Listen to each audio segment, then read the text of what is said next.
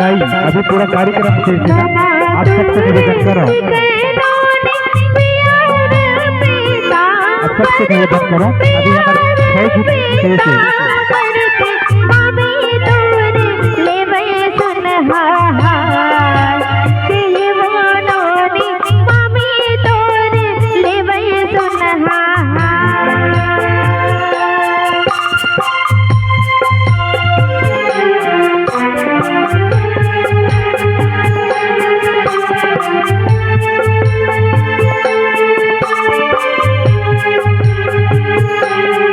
सबसे हाथ जोड़ के निवेदन करो, आप सब पुनः अपन स्थान ग्रहण करो।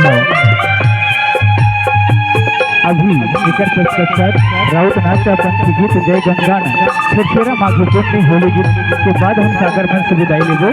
अभी 1 घंटा के कार्यक्रम बचे हैं और खुशी की बात है कि आज तक माता पार्वती और पिता भोला के सब आप विवाह के साक्षी बने थे। भावर पर के लता जुर के जिंदगी के तुम सगा होगे मोर। भावर पर के लता जुर के जिंदगी के तुम सगा होगे